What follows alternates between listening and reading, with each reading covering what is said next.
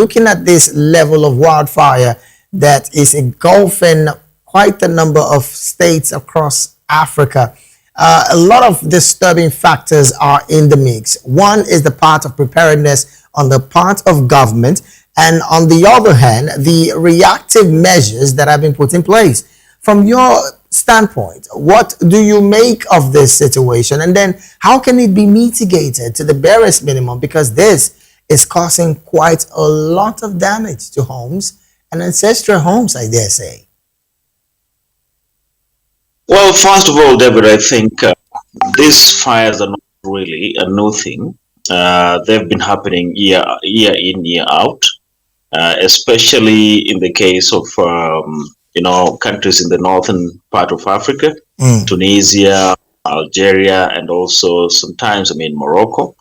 This time round, and even the other years, when you check across the existing evidence, even in Europe, these wildfires are also happening.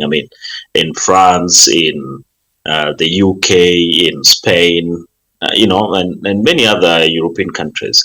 So preparedness is one thing, but stopping these fires, especially when it's around the summer period for these countries, it's a little bit difficult. The only way maybe is for these governments to try as much as they can to invest in the best possible emergency measures. And in this case, maybe the use of helicopters to put out these fires. But controlling these fires during these seasons is a little bit difficult in my view. Well, again, like you did mention earlier, these fires are caused practically as a result of the high temperatures around these areas. And then the part of strong winds is on another side. Yes, you've mentioned the part where the government have to, be very more prepared in all of this. But again, concerns have been raised about funding, some of which have said that at this point, these countries, even though there is also some level of economic dependence on the situation between the US, the Iran, and of course Israel, which again is having its ripple effects on the economy. Should the country at this point have even more, I want to use the word carefully, emergency fundings for these kind of situations? Because the lives of individuals and properties of these citizens are also at stake in all of this. Well, it's one thing to want the government to have emergency fundings in place, but it's a totally different thing. When you look at the reality on the ground, I guess generally across Africa and even in a host of European countries, there hasn't been so much consideration, to enhancing the quality of public utility services, especially emergency services. But I guess it's a wake-up call for these governments. To try and invest in the best possible emergency equipment, and that only comes with increasing the budgets for such kind of incidences. Unfortunately, I'm not really certain that that is going to happen, and the reality is we may have to live with these emergency fires. Those parts of Northern Africa across to Europe, for the better of the coming years. All right, and let me bring it back to Nigeria here, Doctor. Looking at this conversation now, the country in question, and I'm staying with that of Tunisia, has been caught with situations surrounding governance where the presidency has been having serious backlashes from opposition figures, again, which we understand they've been getting series of sentences in court. But then, politically speaking, is the presidency, and I'm talking about Kais Saied now, the president of Tunisia, is he hands-on with this level of wildfire that has engulfed Tunisia and some part of Tunisia? Plus, is preparedness seen in all of this situation? Well, for me, there's a very big difference between politics and governance. Understand? Right. And you don't use politics to distract governance, because once governance is distracted, the people suffer. Understand me? So there should be a boundary that's between the two. Right. But at times, in the state of emergency, you keep politics aside, understand, and solve problem. Then after solving problem, politics continue. But this thing, one, there's no way we can stop natural disasters. True. It must occur. So the best thing is to go to other countries that this is happening, like in the United States, Brazil, and then how they curtail their own. Understand me? Because in Brazil, at times, fire can burn for 36 months continuously. Understand me? So the same thing with the state of California in the United States. All those very hot areas. Yeah. So they should go on a study. How do they manage this? You cannot stop it, but you can manage it. So because just like in West Africa now, we are in the rainy season. So we cannot expect this kind of a thing now. But North Africa, they are on a different zone. Yeah. And this did not just starting, it is start now. So they should have studied it and know when it will come and how to manage it when it's there. Okay, now still staying with you, Doctor, and of course I'm going to talk on the economics part of this conversation. If wildfire like this are being experienced, you uncover that agricultural products and of course livestock are victims of these kind of wildfires. The economical impact, help Africans understand how much of the economical impact would be felt as a result of non-preparedness on the part of governance. Well, the issue is this: it is an invitation to hunger. Understand? Because livestock that are destroyed, trees that can be used for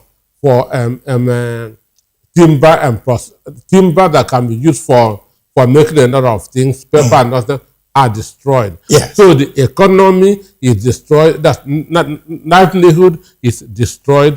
Then people's central home, understand me, are also being affected. And again, the soil itself also gets destroyed.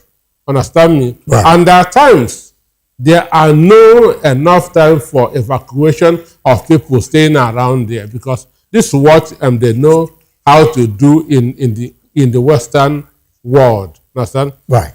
They know how that to project that between so and so thing, this thing could be happening. So they will begin evacuation of people from the areas that it is that have been projected to be affected. Okay. But in Africa, our national emergency agencies are not always proactive. Is it about not being proactive or not having the funding? Because this is another conversation on its own. It's one, and you spend more when you are not prepared. You spend more when you are not prepared. This thing doesn't happen every year. Right. There's a season that it happens. So if you prepare beforehand, you will reduce cost. Understand? You will not be running a helter-skelter. So the only thing is that one, lack of preparation, lack of projection. It costs them unawares if they don't know that by this time of the year, this kind of thing usually happens. Okay, now I like this part that you've actually told, and I also want to get the view of Mr. Sintati on the part of preparedness and of course what and how it affects the economy. Like I did say earlier, livestock, agricultural produce go into flames as a result of this wildfire. Human life. Human lives even go. I mean, in Algeria, 6 have been declared dead. But on the part of the economy, how much of an impact would these have? And then what should the government do? You did mention earlier on the part of the Tunisian government to have to get some equipment, but then how much of an impact would this have really? Well, in the case of Tunisia and Algeria, I mean, economically, we are talking about the effect on agriculture. And besides agriculture, you have those activities which definitely depend on, like forested areas. It could be lumbering activities and so on and so forth. And even in terms of, aviation, because when there are wildfires, technically they can also significantly disrupt, aviation related activities, flights and so on. So those are the impacts that you're looking at this time. And more specifically in the case of Tunisia, I mean, Tunisia since, when there was the Arab Spring, Mm. so many really hoped that the government that took over, including President Kais Saied, would really engineer some really tangible economic and social reforms. That is really, it's yet to happen. And Tunisia, in my books, it's one of those African countries with pretty much high potential, but yet still struggling with the basics of governance. So a country which is struggling with some of these governance issues becomes very difficult to imagine how it can take a proactive step, like putting up some robust budgets to be able to, proactively expect such kind of wildfires happening, and to put up, the most strategic or the most practical mitigation measures to handle that. So it may not really happen unless the political class, the government of the day, endears itself to the realities that it needs to, take a proactive step in handling these issues, David. All right, then let me bring it back to Nigeria. Now, Doctor, he did mention the aftermath of the Arab Spring, and I'm staying with Tunisian story. Now, looking at the fact that Tunisia is presently ranked fifth in the economies of Africa, and of course, you understand that we're talking about 54 African economy. Do you think that the government of President Kais Saied hasn't really done much, even though, yes, this is the conversation in the Tunisian state where citizens are saying they're not having it good? The issue is a German philosopher by the name Jerry Bentham said that the purpose of government should be the happiness of the greater number of people in the society. Understand? There's no way everybody in a given space will be happy. Okay. So your concern is let more number of people be happy with what you are doing. But can the people be happy when the presidency dissolved the parliament? And is that even still a democracy? No, you said that some people are happy. There's no way everybody will be happy. The factors are what I just placed right now, Doctor. But even in Britain and in United States, even in Switzerland, understand me, right? Where that could be like heaven, everybody's not happy. So, but the issue is this: we've not evolved enough to practice democracy in Africa. Understand me? Really? We have not evolved enough to practice democracy in Africa. We are still practicing the primitive system of governance before the coming of the of the Europeans. Okay, now, Doctor, has Liberia evolved enough in the practice of democracy with this report where the Liberian National Police has relieved the Deputy Commissioner of Police and, of course, Deputy Commissioner for Crime Services, Johnny Boladin, of his duties? Now, because he accepted 10,000 US dollars in connection with the ongoing investigation into one of Liberia's largest ever cocaine seizures. Now, this story popped up earlier this week, and of course, we did reel out the story where two foreign nationals who chose not to talk to the press at the time of arrest were seen. Now, $10,000 bribe,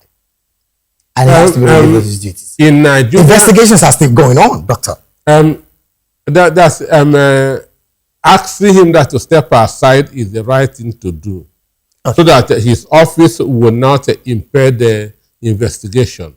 And even no matter how a society has evolved, criminal elements must still be there. Criminal elements to the point of the deputy head of crimes unit. Jesus has Judas Iscariot. You just in his midst. you just took me to another level, Doctor. Certainly.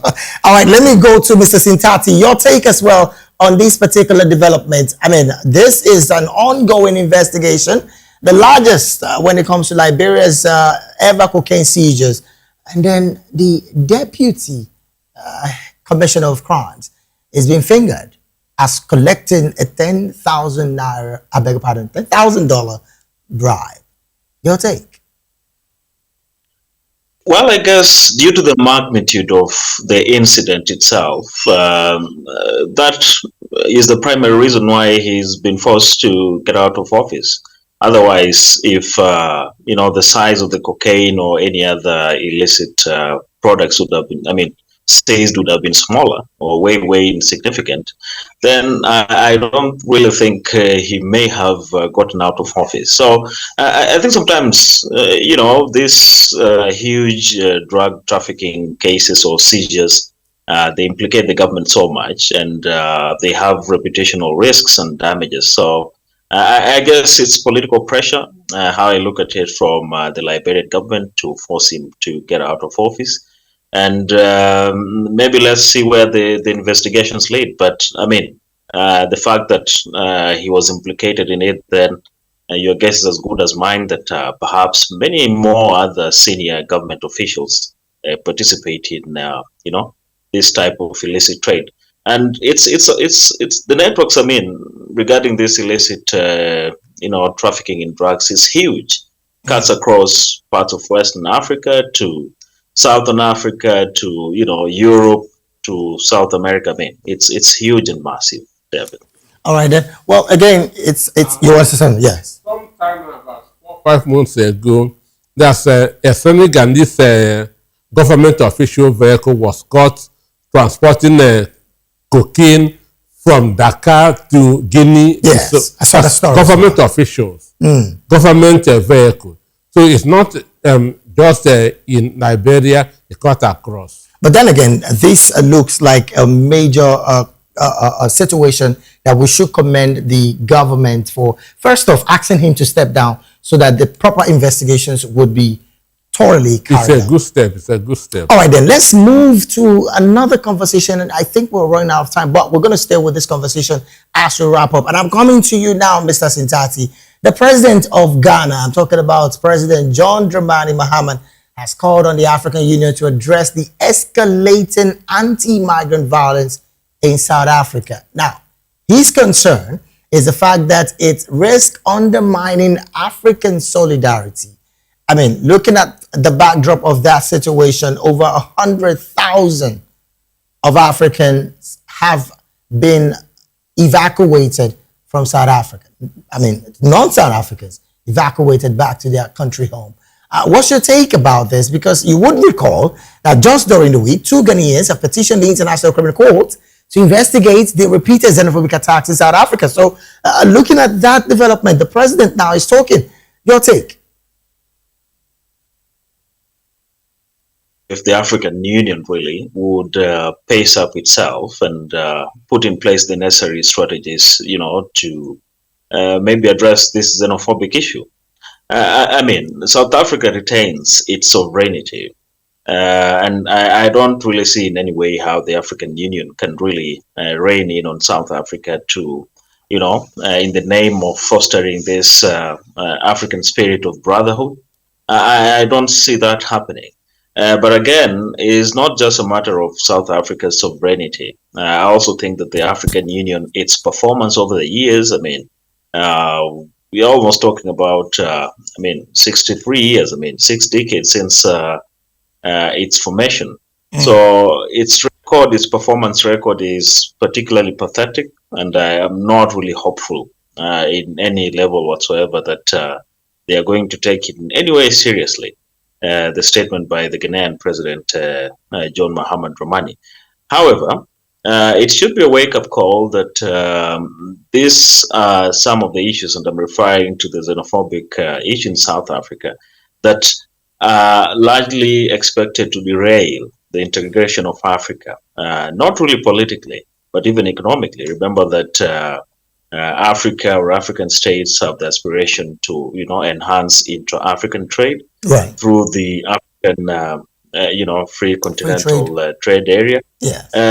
But it's not really an issue which I think most African governments are really keen on. And if we don't, foster or fast track that sort of economic integration at this point and in the future, then we will continue to remain subservient to, exports or rather imports from other parts of the world, which we can ably make, and that will not really help us to solve some of these deeper problems that we face as Africa, especially unemployment and even insecurity.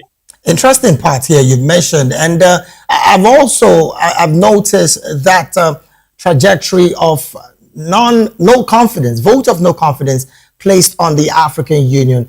Now, I want to talk on the part of the institution. Is there the possibility that the AU presently is just a body without strong individuals in it? Thus, the reason why there has not been that level of respect by other African nations, particularly on this level of distrust that have plagued that union? Well, the African Union, holistically speaking, it's an organization. That means it's an institution, right? Right. And institutions, the quality of an institution depends on the competence and the quality of the people who lead it. Unfortunately, when you look at the composition of the African Union, forget about the Secretariat. I mean, the member states that make up the African Union themselves suffer from poor governance. They do not respect institutions. I mean, very few African governments, if any, have the sanctity to, or rather, demonstrate the sanctity of adhering to the spirit of institutional independence and ensuring that institutions function properly.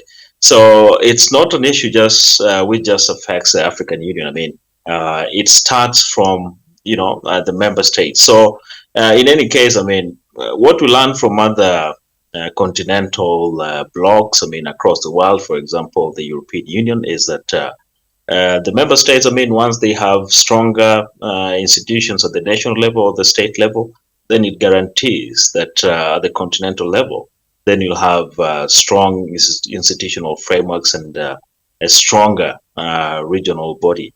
However, that may take really maybe so many years for Africa to achieve that. And so I don't expect really the African Union to be quite effective anytime soon. All right, then let me bring this conversation back to Nigeria. Now, Doctor, again, the person of John Dramani Mahama has come out to say something about the xenophobic attack. I mean, calling on the AU is on one hand. Two individuals in Ghana also asked for a major petition with the ICC. But the conversation is revolving around the fact that some other African leaders have been quiet in that particular phase. Some would say they are complicit, but then do you also share the sentiment that they are complicit? Thus, the reason why they've been silent, because they say that they possibly fear the dominance of the economy of South Africa. That's not true. So help Africans make understand. It has nothing to do with the dominance of South Africa. I mean, the economy as well. Economy. One, Jesus said, who among you here that is not without sin, cast the first stone. Okay. Understand me? That is what is holding AU members. Understand me? None of them has the moral standing to criticize South Africa. Because the same thing is going on in their different countries.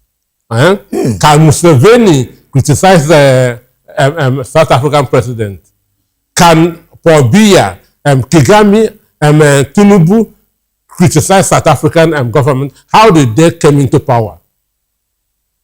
That's where respect begins. How did they come into power? So this is the issue of morality. Okay. Understand me? Ramaphosa can tell any of them to go to hell because the same thing is happening in their own countries. So that's why, one, they didn't come into power through credible elections. They have not been serving their people well. Understand? Most of their people are not behind them. So how can they be bold enough to criticize the government of South Africa? So this is a moral issue. It has nothing to do with with how big the South African economy is. So in other words, the institution, the AU as an institution now, they lack the moral authority to criticize what is happening in South Africa. Because of our time, really, this is where we have to draw anchor.